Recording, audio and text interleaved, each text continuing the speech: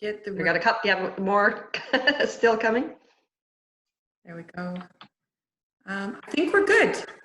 Okay, good. So if anyone joins on, we can just maybe remind them that they can turn their mics off.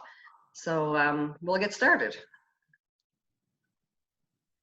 So thanks everyone for joining us this afternoon. My name is Susan Fox. For those of you who don't know me, I know most of you do, and I'm the Acting Executive Director for the Strait Area Chamber of Commerce.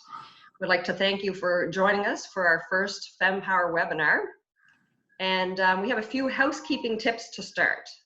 So on the bottom left corner, we'd like to ask everyone to please mute yourselves so that we don't hear the dog barking or the little one asking for a cup of juice or a phone call that you might end up getting while we're on the call.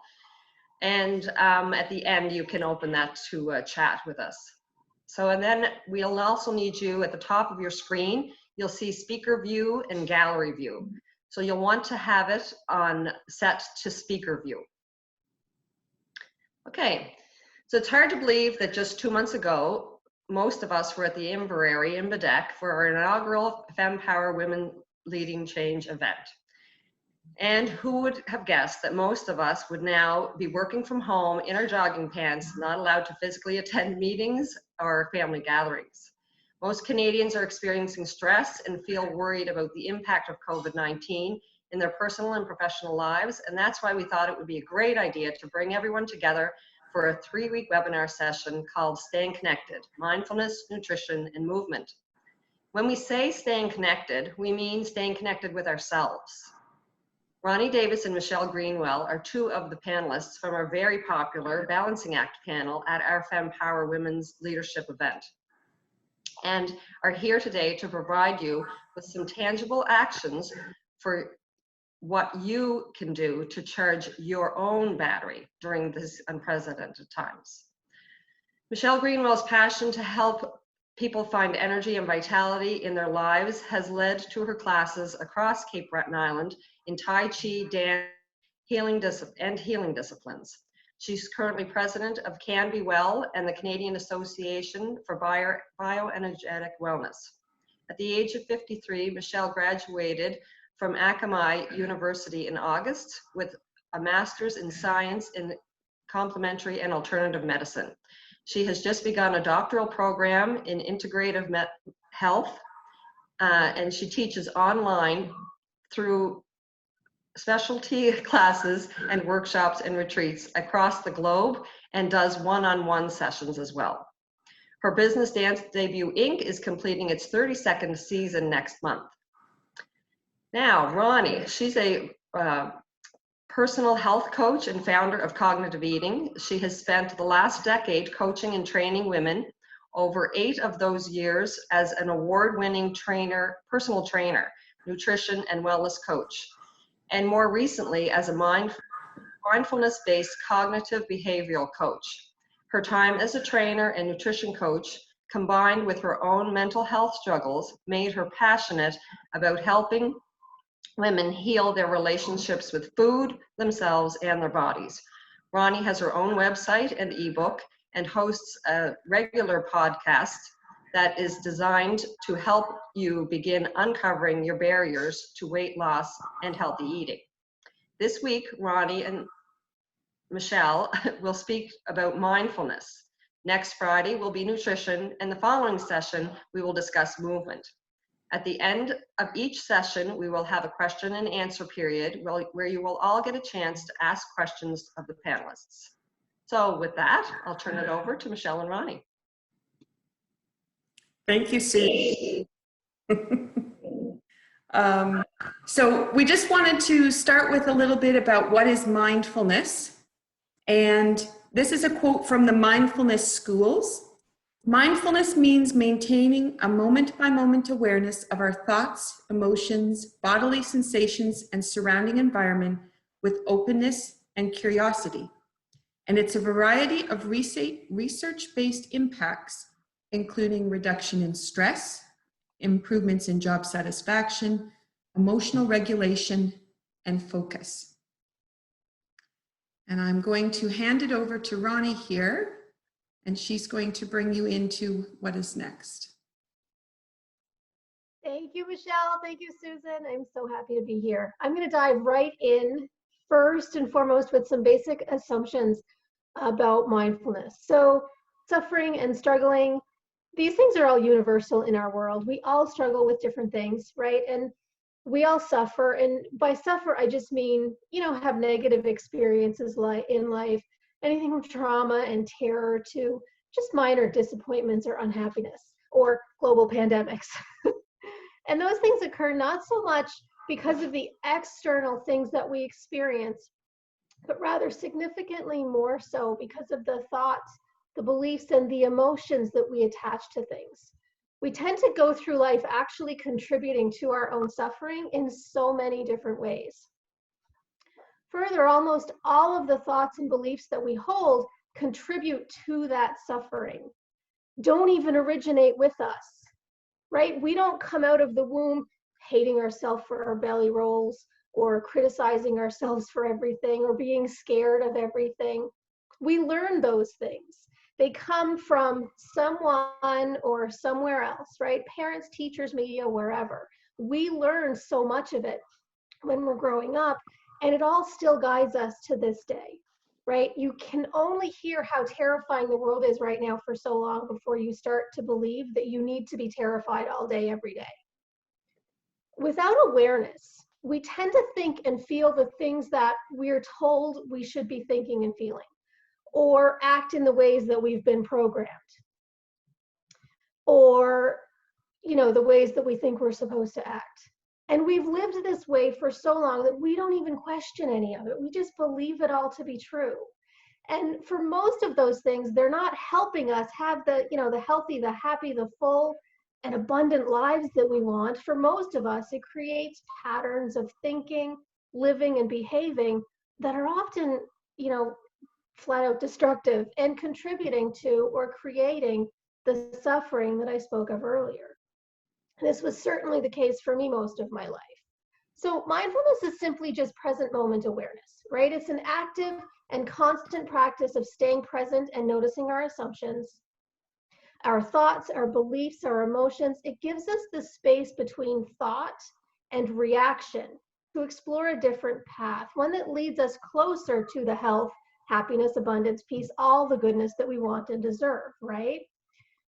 We stay present in the moment, present in our thoughts. We stay present with our emotions and the sensations in our body.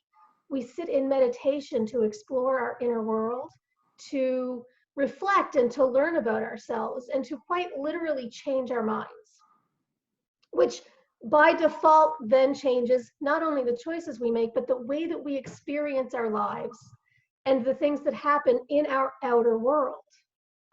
Mindfulness suggests that we can have the life that we want, but it probably won't be found by changing the world outside of ourselves, especially right now when not a whole lot we can do about the world outside of ourselves. It comes from changing the world inside because we actually live and experience our lives from inside, right? We experience it from inside our skin. My area includes 3 elements of mindfulness combined to support whole person mind-body wellness, and they are mindful living, mindful moving, and cognitive eating. And so I want to circle back for a second to the thoughts, emotions, beliefs, and patterns of behavior that I spoke of a minute ago to add in the CBT and CE element. So cognition, which is what your brain does, the thoughts, beliefs that go on in your brain, and behavior, which is what your body does as a result. Okay, so physical states, actions, behaviors, they're inseparable. So cognition, what your brain does, and what your body does as a result, behavior, is inseparable. Cognitive behavioral therapy, or CBT, teaches us to understand the connection between them. It teaches us how our thoughts, feelings, and behaviors are generating our results. And it teaches us tools and strategies to manage them all in a way that better supports our physical and mental well-being. Mindfulness, as we were saying, keeps us in the present moment to make awareness easier. And it gives us the opportunity to take advantage of the space between thoughts, feelings, and actions to rewire destructive conditioning and behavior patterns. Combined, they teach us to change hardwired habits by rewiring our brains and gives us the power to not only stop self-sabotaging, like in the case of my clients, things like weight loss and healthy eating attempts, binge eating, emotional eating, all of that stuff, but they also help improve stress levels, quiet the voice of the inner critic in our heads, ease feelings of overwhelm, anxiety, depression, low self-worth, and more. We spend more than half of our day, every day, being unconsciously driven by the stuff going on in our heads. If we don't change that, we don't change anything. And so cognitive eating is simply the combined power of mindfulness, CBT, and some intuitive eating elements broken down into a step-by-step process that focuses their combined power on the struggles that almost everybody has with food. Because like everything else in life, our relationships with food, ourselves, and our bodies are formed through the thoughts, the beliefs, the habits, and the behaviors that are unconsciously developed over the course of our lives, right? Exactly like everything else about us. And those are the things that drive our behaviors. They drive why we eat the way we eat. Have you been one of the millions of people complaining about weight gain and eating nonstop lately? This is why. Because the drive to eat is being driven by your brain. I'm going to dive into all of that way more next week when we focus on food. I just wanted to touch on it a little bit today. But for now, before I pass you over to Michelle, I wanted to leave you with some very specific things that you can start doing right now to bring some mindful awareness and some of those CBT elements into your days to help with those feelings of overwhelm and the suffering and the stress and all of those things that I was just talking about. So the most important first step is always just practicing staying present in this moment and paying attention to your thoughts. So pause and breathe. When is the last time you just stopped in your day to pause and just breathe? So start there. Start by simply practicing to pause and breathe through the day so that you can take a second to check in with yourself. This in itself can be a hard thing to remember to do. And so it can be super helpful to set a reminder in your phone. Schedule it into your phone like you would any other appointment with yourself. Just have a little pop-up on your phone every hour, even every few hours, just to ask, how are you? And that can be your cue to just bring your attention to whatever you're doing in this moment right now, and to check in with yourself and notice, what are you doing? What are you thinking?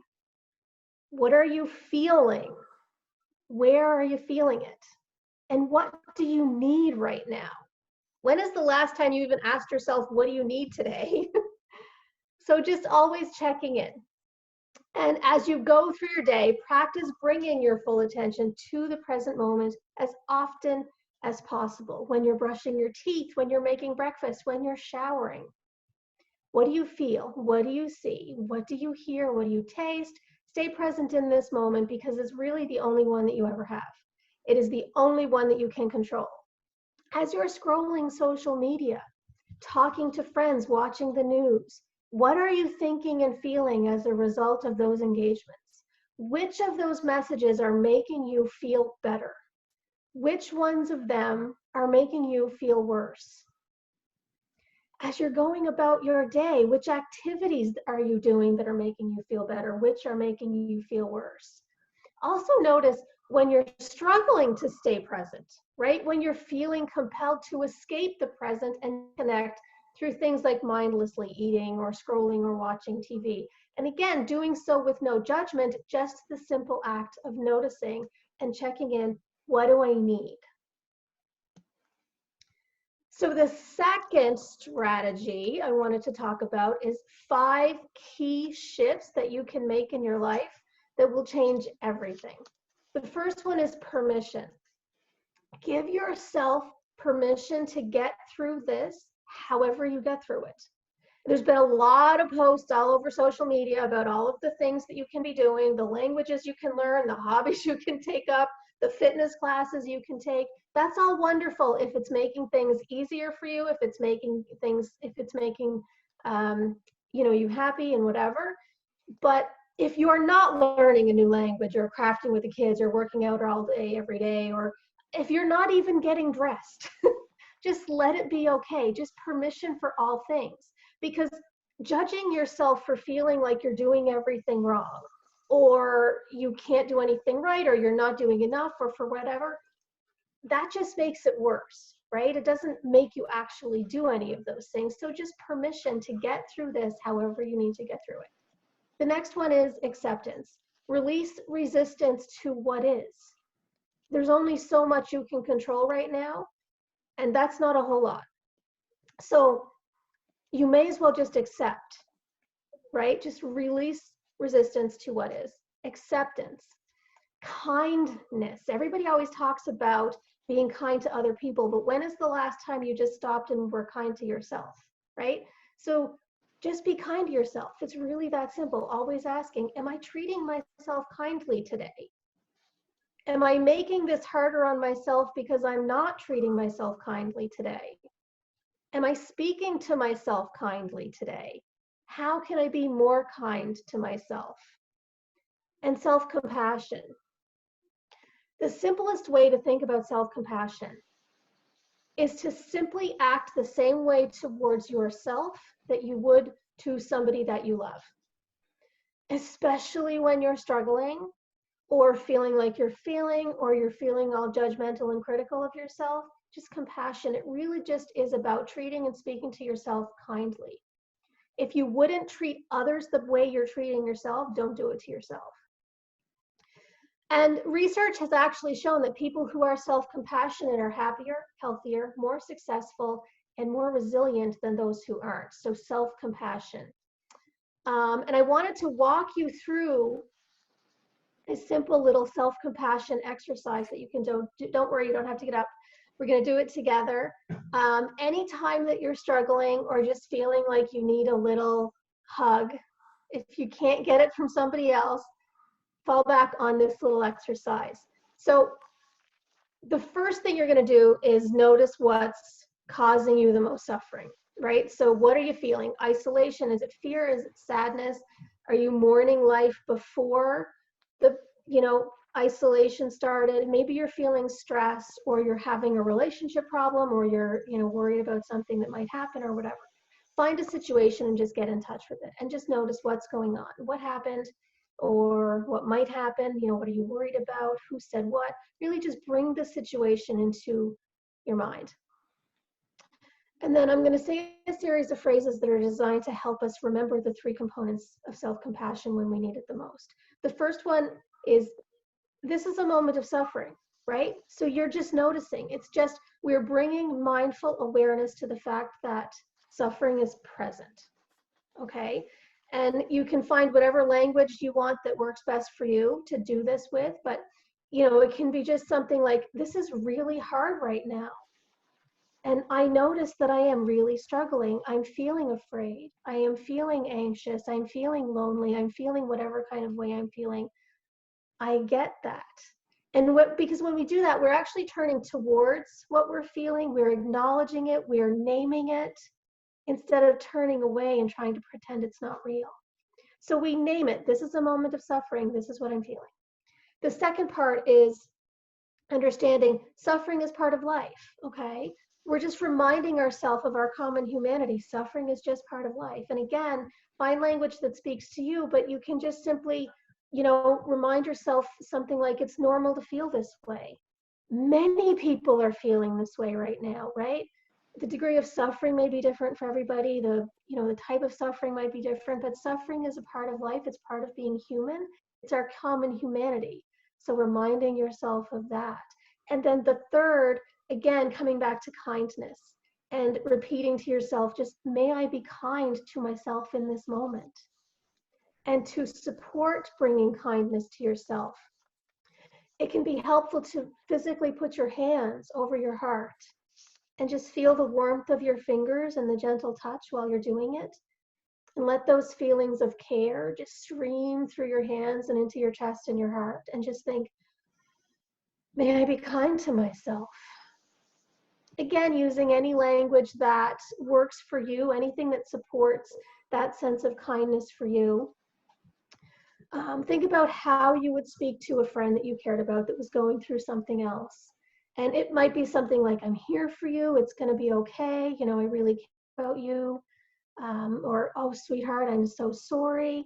Anything that just feels natural to you, that helps you express deep wishes for you to be well and happy and free from suffering.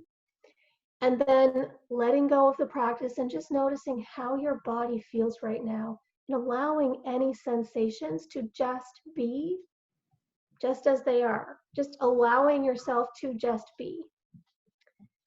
And so the last of these 5 is curiosity. As I've already talked about, always checking in with yourself. What am I thinking? What am I feeling? Why am I thinking that way? Why am I feeling that way? How can I think about or feel about this situation that may make it easier?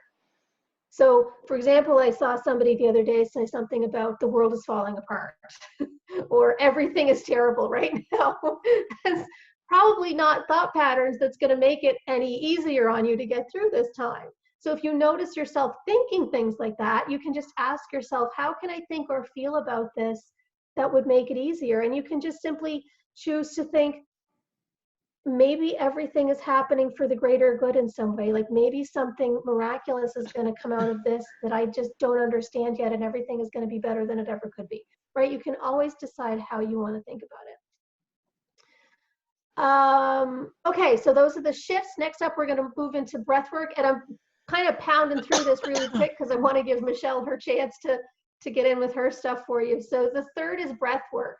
I do believe we're going to have the recording like they said, so you can come back and watch, and we're also sending the slides, I think.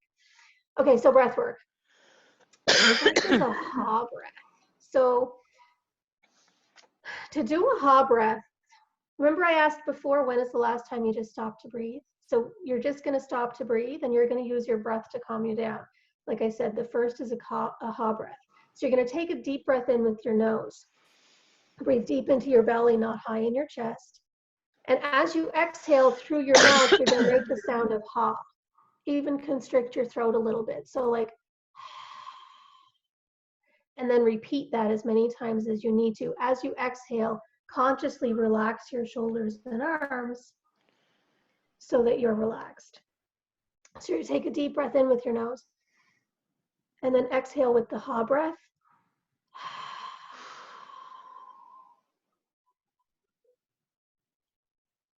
Nice and slow and relaxed. One more time. You want to try it with me?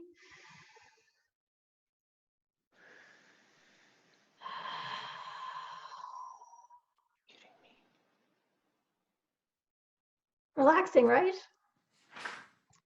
And then the next one that can be helpful is square breathing, or some people call it box breathing. And this is another super, super easy one to just keep you grounded in the moment. So you're going to close your eyes. You're going to breathe in through your nose while counting to 4 slowly. Feel the air enter the lungs.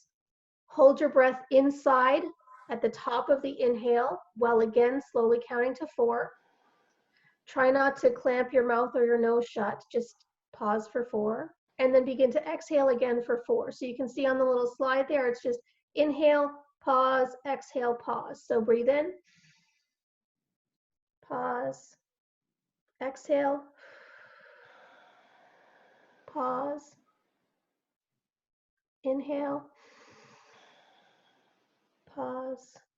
Okay, get the idea? And just again, repeat that as many times as you need to. Again, just grounds you in the moment and helps support calm. And then the fourth is the quick thought exercise, and this is based on some CBT elements. So when you notice yourself getting trapped in your head, like we all tend to do, stop and notice what you're thinking. And this, I just threw up an example that's super common in a lot of my clients, but it might not be a weight or a food thing. It might be a, just how am I going to pay the mortgage next month, right? Or whatever you're noticing. yourself thinking about, you're just going to notice the thought. What is it? I can't stop eating, I'm putting on so much weight, or I can't pay the mortgage, or whatever. So then you're going to ask yourself, how does it make me feel when I think that way, when I think that thought, right? So when I think about weight gain or the mortgage or whatever, I feel bad about myself, or I feel anxious, or I feel scared, or I feel stressed, or I feel whatever kind of way. Just notice how it makes you feel and connect with how it makes you feel in your body when you say that, right? Like sometimes you can just think one thought and instantly just sort of feel your chest kind of tighten up and your heart start to race a little bit. So notice what happens in your body when you feel that thought. Notice how it makes you feel emotionally when you think that thought. And then ask yourself, or pay attention going forward, what do I tend to do when I feel that way? One of my clients one time commented to me, she noticed herself standing in the mirror one day, and she had just had a thought. She noticed some wrinkles in her forehead, and so she had just had a thought that, oh God, getting so old, I look so tired. And instantly she thought, oh, I have to go get a cookie. Because the thought tends to make us feel bad. I noticed the wrinkle, I feel bad about myself now, instantly cookie, right? So notice what happens when you think that way. It's not always going to be a cookie for everybody, but just notice how you tend to respond when you think a certain thought and feel a certain way. And lastly, you can ask yourself, is that thought helping me? Right? So if it's making me feel anxious, if it's making me feel scared, if it's making me feel stressed, if it's making me feel badly about myself, is it a helpful thought? If it's not, why do I keep repeating it to myself? And what can I tell myself instead that would be more helpful? And this is where affirmations and all kinds of stuff like that can come in. But just what can I tell myself instead that would make me feel better? So that's all. I hope I didn't run through that too fast. Like I said, the thing will be there. I'm going to turn it back over to Michelle so she can take you through her slides. Thank you. Thank you, Ronnie. Okay. Hello, everyone. Maybe just before we start, Michelle, I'm just going to give another little reminder to everyone. If you're not muted, you want to click your mute. Because there's, I think, a few that might not be. Thanks. Sorry, I wasn't. Thanks, Susan. Okay. So as I begin my presentation now, I'm going to movement. So I'm actually going to pull away from the PowerPoint. And what I want you to know is that I put a handout on my website, dancedebut.com. And if you go into resources and articles, everything that I'm going to show you is written out in more detail. So you don't need to take notes. You can just try the exercises with me. I'm just going to give you a taste of each one. And I'm walking through 3 different sections because I wear several different hats as I do things. So we're going to start with Tai Chi, and we're going to do our meditation in motion. So a different way of working with this. All right. And I have somebody's got something in the chat. I'm just going to let that go. Perfect. Everybody's sharing. So I'm just going to bring it around so that I can see some people while I'm doing this. I'm going to back myself up. So if you haven't done Tai Chi before, when we get to the 3rd week, we're going to do more. And so this is just going to give you a little taste. So I'm going to come back and I'm going to share with you commencement, first of all, which you can do seated. You can do it standing too. But since all of you are already seated, if you've got your feet planted on the floor, we're going to take the ideas of the breathing that Ronnie talked about, and we're just going to bring that into what we're doing. Pushing down into your feet, your arms are just going to float up towards the shoulder height, and then they're just going to release and come back down. And our breath goes with it. So if you push into the feet and breathe in, and then let that go and breathe out. Usually in Tai Chi, we don't actually talk about breath too much, but this is a good one because if you've been sitting at your desk, you probably forgot to breathe. So I'm just going to bring awareness back. Okay, so one more. And then let that go. Right. Okay. If we do a standing version of that, you can stay seated if you want because you may not be in a position to come up, but I will. If we go to standing, I'm just going to turn. It's about letting everything relax in the body, let the hip go, let the knees, ankles. And so when you push into the feet, the arms float, everything in the body is relaxed at the same time. And so you don't have any tension in your hip or your knees are locked up, your lower back is tight, you're actually finding the place where it can let go. When you get into the practice of this, it's very quick how you can find that relaxation in the body. So now I'm going to move over to grass bird's tail. I'm going to turn a little bit and I'm going to come closer to the camera because you don't need to see my feet so much. And there's 2 hand positions that we use in the Tai Chi set. We have 108 moves altogether, and this occurs 11 times in the set. So we have a lot of times we get to do this. And you're going to take your right hand and just put it out, like you've got peacock. There's the head and then all of the fancy feathers. Okay, and your right hand is out in front of you. And then you're going to take your left hand and you're going to place it into your wrist. 2 fingers. Pointer finger, middle finger, into the wrist. And you're just going to hold that spot, and you're going to turn your hand around so the fingertips come together. And after they come together, you're going to separate the hands. Right? That would be the bow and arrow. Now you're going to turn the palms and go palm to palm. And then open the hands, and then 2 hands are going to go out. Now, the wonderful thing about this little pattern is when you put your finger into the wrist, that's a sedation point for emotion. So if you're working on a project and everything's ramping up with anxiety, you can just sit at the desk and let it go. And as you fall into your feet, you can let the body relax. And then as you fall into your feet, let the body relax. So you can see the pattern coming into there. Okay, so now you have what we call monkey thoughts, which are all these things that come flying in, sometimes in the middle of the night, and you wake up and go, oh, I forgot to do, or I better not forget in the morning, whatever. Or in the middle of when you're supposed to be working on a project, and your computer goes ding with another message, and then ding comes Facebook, and you're like scattered because all of these messages are coming in. This one, you're going to put your fingertips into your palm, and you do the same action, and this actually sedates the brain. So you go forward into it, turn the palms, and come back. And after a few of these, the monkey thoughts completely disappear.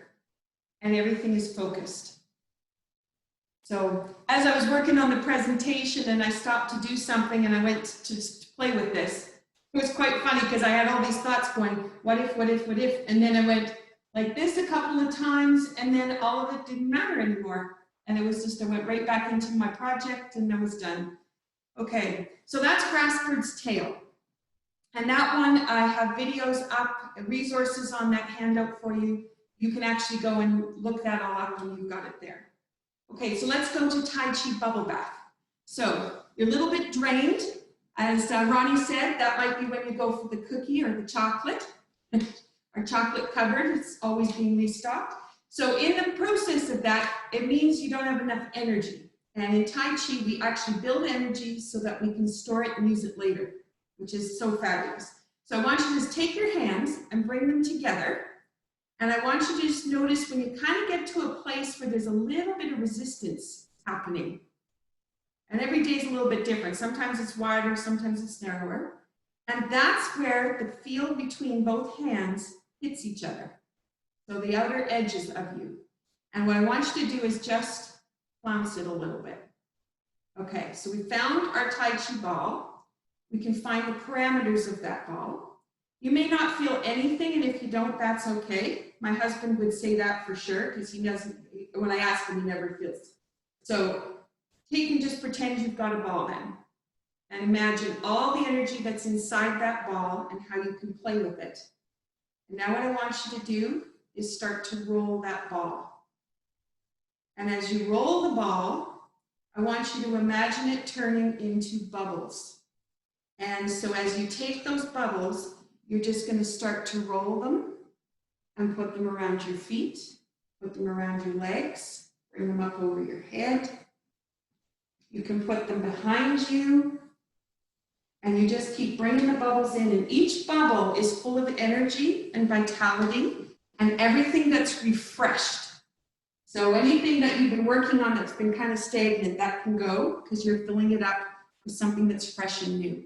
When you're done, you just kind of pull it all in so it's yours. It's like tucking yourself in the blankets.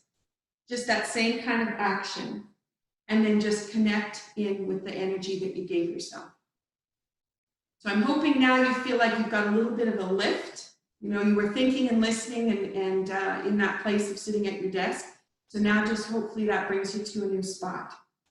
Rather than go to my PowerPoint at this moment, I'm going to just move to bioenergetic wellness tools. That's a big mouthful. That's a term that we just brought into the focus for people in the last year. Instead of focusing on what kinds of tools can we offer people that helps them gain energy, we just go to what is the result? Bioenergetic wellness. You have an overall feeling of feeling much better. So the one I want to show you is ESRs. This comes from Touch for Health. It's very simple. You take your fingertips and you put it on your forehead. And you hold them there very lightly. So you have monkey thoughts going through your head. You just had a report that didn't get done the way you needed it to. There's too many details not coming together. You put your fingertips on your forehead and it calms the whole system. And that's it. The blood in the back of the brain, where a survival mechanism is fight or flight, it brings the blood from there forward into the front cortex. And that is where you can process and let go of emotion. And that's all you need. Very, very simple. So sometimes you do it sitting at your desk because you go like this, just while you're sitting there, you're thinking, you start doing this, so you might rub, and you're actually doing the same thing. So it's just nice and light. So those are called ESRs. Okay, then I'm going to take you to psychological reversal. So as Ronnie was talking about some of those phrases that run through you, and you keep coming up with the same phrases all the time. I'm so anxious about. So then you take and you tap into your corner of your pinky fingers, right in the, we call it the karate chop point. It's on small intestine meridian. You just tap those points together and you say this very simple phrase. Despite, and you can fill in the blank, the anxiety I feel about COVID-19, I deeply and profoundly love and accept myself. And you just keep repeating that phrase. So despite my feelings and anxiety about COVID-19, I deeply and profoundly love and accept myself. Despite my feelings and anxiety about COVID-19, I deeply and profoundly love and accept myself. So you say it a couple of times, and it changes it from being an anxiety for you to being a process of going forward. Sometimes when you say the phrase, the words get all tangled up and they come out backwards. That tells you found the right spot. It's not that you can't remember it. It's actually there was a block there and you found it. So you keep saying the phrase a few more times till it just rolls off your tongue nice and easy. And then you've transitioned out of that anxious space into something better. Okay, you may have heard about EFT. So emotional freedom technique is a tapping technique where you're tapping on the energy points on the body and they wake up the system, and if there's a block in there, it just pops it open. The resource is on the website, on that handout that I said, so you don't need to worry about that, but just follow me. So you've done your little karate chop. Now you're going, okay, so that's good. I let go of my anxiety, but now what? So you go, okay, I want to have free flow of my project today, so everything just goes as it needs to go. None of this stuff going on the outside edges. And so you imagine that, and then you tap 7 points. So if you tap between the eyebrows, that'll get you the first one. And you tap about 20 times. And then you're going to go out to the corner of the eyebrows and tap there. So the first point is bladder point. This one is triple warmer. Then we're going to tap on the top lip, and that is governing. And then we're going to tap on the bottom lip, that's central. And then you're going to go to just at your collarbone, just below it. K27, and the kidney meridian. And then you would go to the ribs. So it's called the monkey spot, because if you put your hands there, it would be where a monkey, that monkey action that you would do as a kid, that's where you're going to tap in, and you just tap on that. That's spleen. Spleen is where your immune system is, so you're giving a nice boost to the spleen. And then we finish off with anterior fontanelle, which is on the top of the head at the front, and just a very light tap there. You can run through that sequence several times, and each time it'll start to reduce the stress on something. And if you have a vision of where you want to be, maybe that first vision you feel it, but you don't feel like you're quite done after you've run it through, so you run the 7 points again. Go back to your vision. Does it really feel crisp and clear now? And if it is, perfect. If not, run it another 7 times through, like the 7 points, and you'll be set to go. Very simple technique. Seems complicated. I have the resource on there for the tapping solution, and they have all kinds of resources of ways you can think about things. Okay, so I'm going to take you to my favorite, which is first thing in the morning and at bedtime, hooks, hookups. So you take and cross one foot over the other foot, which happens at our desks. Then take your hands and cross one hand over the other. So if the palms face each other, cross them over, then turn them around and link the fingers. And then you can bring those in and hold, or you can leave them down, which is ever most comfortable. Put the tongue on the roof of your mouth and just hang out. So this one, if you do first thing in the morning, I use it as what kind of day do I want? I want one that's joyful. I want it to flow easily. Everything that I touch, I don't want to have to wait for stuff that's coming from other people, whatever. And you just run through that little process in your mind. And I want to be able to act from joy and love, something like that. And you just hang out there. And then when you feel like that's inside of you, and the breathing is good, then you take your fingers and you put them together in front of your belly button, and you put both feet side by side. And if you're lying in bed, you just be lying there in that same position. Put the tongue back on the roof of the mouth. This one is when I used to plan making breakfast. So what do I have in the fridge? What do the kids need? What did I make yesterday? Okay, today I'm going to make this. And I just walked through some of the first things that I was going to do for the day. And then that would set my day up and hanging there. I've also done it for going to sleep, because sometimes the head is racing, all the stuff that I've been trying to work on. When we work from home, sometimes we don't have a clock. We're still at the computer at 10 o'clock. So in that case, this is a great way to calm the whole system down before you go to sleep and let everything go. And if the brain isn't quite there, you can roll on your side, put your hand on your forehead, put your other hand behind, and that'll calm the whole system down as well and get rid of those monkey thoughts. Okay. So that gets us through Tai Chi and bioenergetic wellness. And now I want to take you into therapeutic touch. This is a tool that I think should be in everyone's toolbox from day one. And all families should have it in their house, because it's so easy to use and it can shift a lot of things easily. So I'm going to pull out some of the key things that comes from the foundation course, which is meditation, centering and grounding, intention, sweeping, and offering. Okay, and again, I'll bring the PowerPoint up at the end, but I want you to experience it.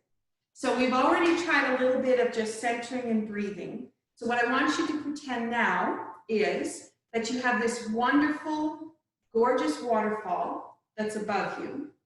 And I want you to just relax thinking about the waterfall. So if you make yourself comfortable where you are, feet are planted on the floor, hands are in your lap, maybe the palms are up. You could close your eyes, you can leave them open, doesn't matter. And I just want you to take some deep breaths in and just imagine that waterfall, mist falling down over your shoulders and then falling down your spine, coming into your hips, and then the water just rolling down off the knees and down through the feet.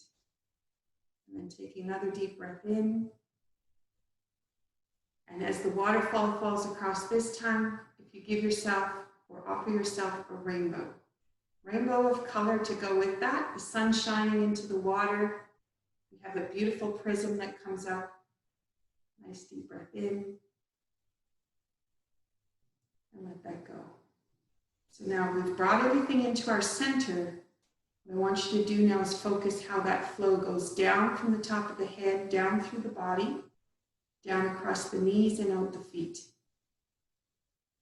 And when we're connected to the ground again, that helps get us out of our head and back into our bodies and connected back to the earth. Beautiful. Okay, so from there, I want you to just take your hands and imagine the waterfall and just take your fingers on the outside of the body and just sweep. So he's going to sweep down. So if you've got any extra little thoughts that you want to get rid of, just pull them down, drop them down to your feet into the ground. You can do that all the way through. This is very easy to do on someone else in the family if they need to be calmed. And just sweep all the way through. And that is the starting action that we use in therapeutic touch. And as soon as you put your hands into that field that goes around you, the body is immediately activated for its innate healing potential, which means it's trying to balance itself. That's its job. And as soon as we put our hands in the field, it begins that process. And so in science, they call it negative entropy. It's just kind of a weird word because for me, it just feels like that's just calm. This is beautiful. So, okay. And the last thing I want to talk about is offering as opposed to giving. And sometimes we like to help people, well, help other people. And if we offer, we'll have a much better result than if we give. So sometimes we think, well, I will give myself a treat, so I'm going to go grab the cookie. But if you think, what can I offer myself that will give me more energy, and start to shift that focus around into another space. So I'm just going to go back to the last of the PowerPoint here so you can see the last few slides and the details that we've got there. And one more piece I really want to share before we go to question and answer. So here's the bioenergetic wellness tools. So we've got the ESRs, Cook's hookups, psychological reversal, and EFT. Here are the things we experienced in therapeutic touch. We rolled them all into one, so it's there. So now, how does mindfulness support you?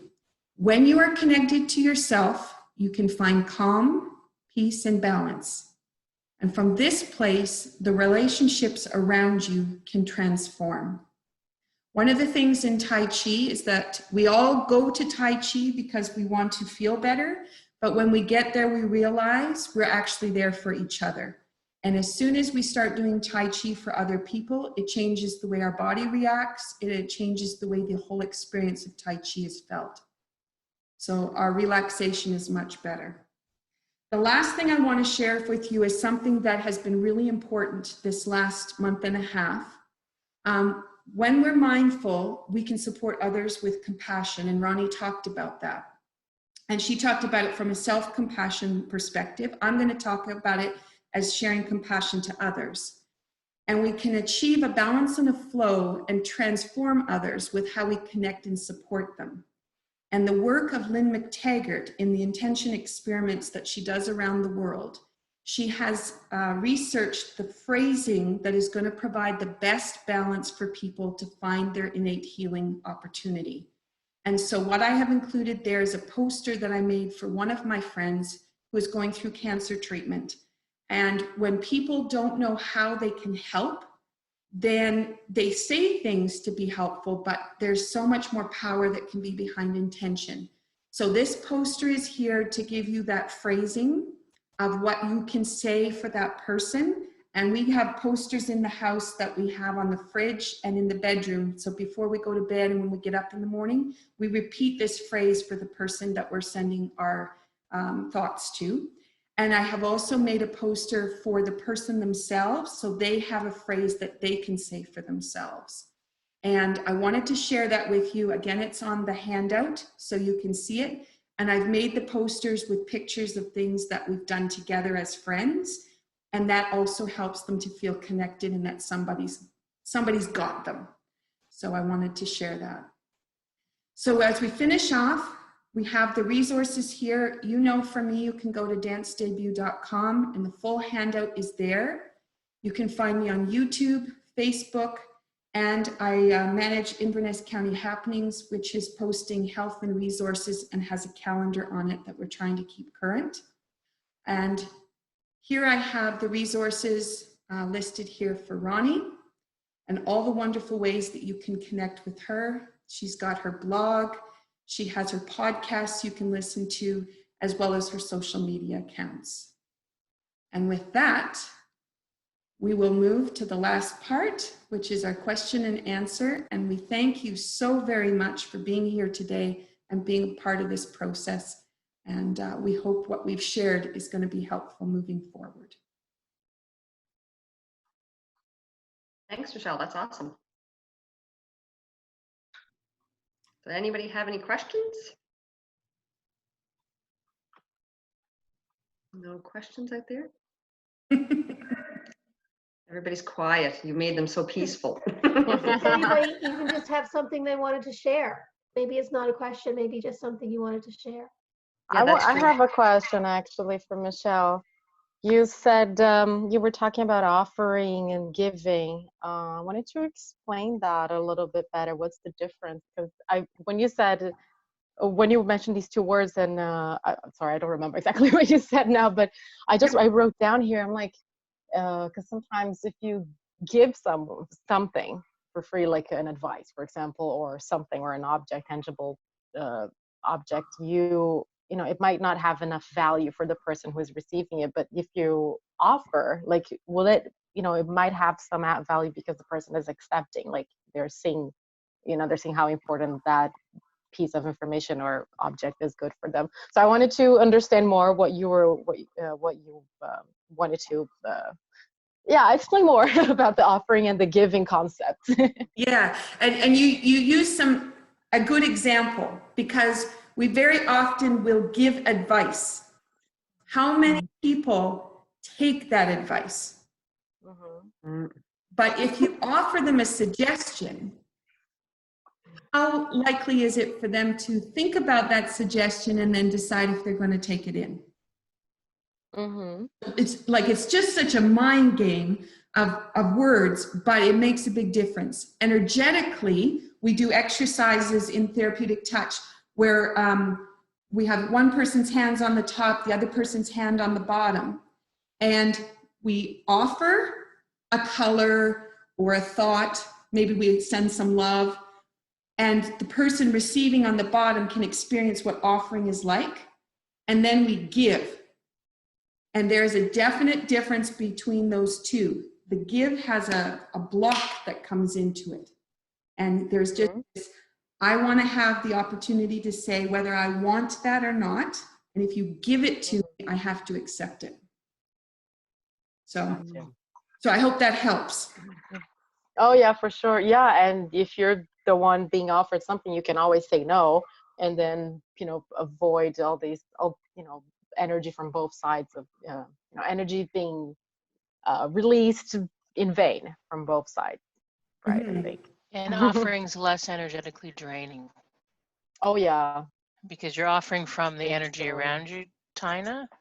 When you give, you almost give from your own energy, but when you offer, you're just taking the energy that's around you and offering it. Did you see what I mean? Because we have this field of energy around ourselves. And so at any time we can reach out and offer from that energy instead of giving from our internal store. So it's more expansive. Gotcha. It's not just Does that make coming sense? from inside. Yeah, no, totally. It's very abstract though, but I'm trying to picture here. Yeah, no, that was awesome. Yes, can I just give a shout out for Michelle's 5 p.m. Tai Chi class? Thanks, Tanya. So she's been doing Tai Chi for 32 days? Yeah, it'll be 33 Has it been? days. Yeah. So I don't always get to the class, but I do go in and look at them later, and they're all there. if you could maybe put in the chat the page, or it's on your YouTube, right, Michelle? It's, But and you can go yep. through, and everyone has a description. So yesterday was centering, and the day before was the 108 moves seated, and I did it afterwards, and it's about 18 minutes. So if you're looking for a way to practice Tai Chi, and you've never had an opportunity, it's a beautiful way to dip your toe into it.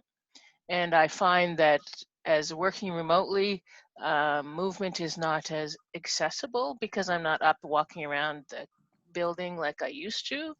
And so it gets me moving. So I just wanted to shout out for that. I'm just trying to put in the chat here. So I have uploaded all of the videos that I've done across the 32 days so far. They haven't been released yet on the YouTube channel, but they will be. Hopefully that's today. And otherwise, I'm live at 5. So if you want to join me on Facebook, then I'll be on Tai Chi Wellness. Great, thanks, Tanya. I had looked into the tapping solution before and tried to do some, but as you're tapping, are you supposed to be like saying you're releasing yourself from something, or you're bringing something? Is there something you should be repeating as you're doing the motions? There are many levels to that. And so at this level, with just introducing it, I would just tap and create a vision. What is it you want? That's Okay. the easiest way because you get rid of the language. Mm-hmm. I use language, but I'm very versed in how I would put the languaging together. And rather than confuse it all, I would just tap and create the vision. Okay. It's simple. And on the tap solution, you can go in, they have phrases that you can follow in meditations and things. So if you wanted to really dive in, you could. Or if you wanted to do a session or you wanted to take a course in it, that's also possible. Mm-hmm. That's good. Awesome. Thank you. Mm-hmm. Any other questions or better comments? than Tai Chi on the beach. So good. Yes, when we're all released. I have a comment for RONI. I took notes because I'm a note taker.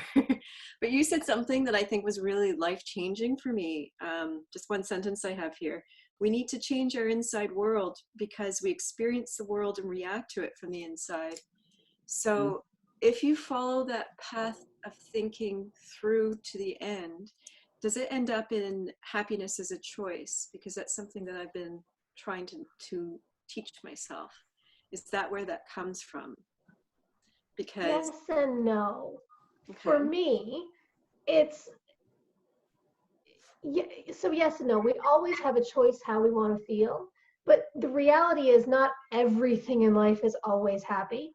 Like it's not realistic to expect that from this day forth I'm going to be happy forever and ever and ever. Like that, suffering is part of life. So for me, it's not so much a matter of, I choose to be happy today, and everybody always says think positive and pretend that negativity or sadness or all of those things don't exist.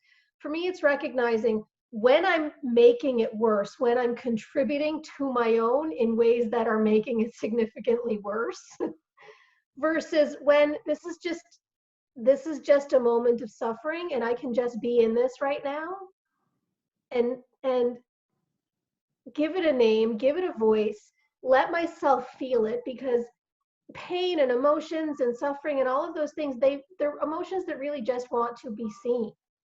They want to be seen, they want to be acknowledged. So when it's real pain, when it's real trauma, suffering, all of those things, you want to stay in it and see it, acknowledge it, maybe journal your way through it, because that stuff is real. But again, it's the difference between when it's, something that I need to sit in and manage and really just give a voice to, versus when I'm contributing to my own unhappiness. So it's kind of like you're looking at, is this a moment that I can turn into, like, can I change my perspective on the way I'm looking at this in a way to find some happiness in it? Or is this just a moment of suffering that I just need to sit in and just be with? Does that make sense? Yeah. I just really love the thought that you can control. I mean, bad things happen, bad things are happening now, everyone's stressed, but you can really control your reactions to it. And Absolutely. hate to say, something I never really considered before until a few years ago. So Yeah, really, well, I had said this on, I think I said this earlier too, but I said this on social media the other day. Like everybody's, saying it's so terrible and all of this, but you don't have to believe that just because everybody else is saying that. Yes, there's real stuff going on that's serious and scary, and like that's a real thing. But you don't have to live in that fear. You can find ways to, okay, I'm feeling a little afraid. That's normal, but I don't have to let it consume me. I don't have to live in that fear. I can decide that I would rather look for something to be grateful for in this. I would rather hope for the best to come out of this instead of expecting that the worst is going to happen. Why can't I just expect that the best might happen? Because we don't know. Everything is uncertain, right? Nobody knows for sure. So I choose to expect the best possible outcome instead of the worst. thank you. My pleasure. That's awesome. I think in just to be respectful of people's time, unless there's another pressing question there or a comment, maybe we'll have to end. It's after 1 o'clock and we did promise an hour. Some of us have to get back to our jobs and that, and I don't want to keep people. So thanks, Ronnie and Michelle. That was awesome, and giving us some tools and some words to tell ourselves and actions to move forward in the coming weeks of this COVID pandemic. And we will have to re-register. So although you participated today, we will have to re-register for next week because there will be a new link to join the session. So please go online to the website, register for the class. We will share the video later on all of our social media. And yeah, we look forward to seeing you all next week. Next week's session is on nutrition. So Michelle and Ronnie will both speak to that. But as we know, Ronnie is the cognitive eating lady, so maybe she'll lead that session. And then the following week is on movement, and Michelle will be the lead on that, but both Ronnie and Michelle will share some ideas and concepts for us to help us get through this time and come out of it on the better side. So thank you, everybody, and Thank you. we'll see you next week, next Friday. Have a great weekend. Thanks, Bye. everyone. Bye. Bye. Thank you.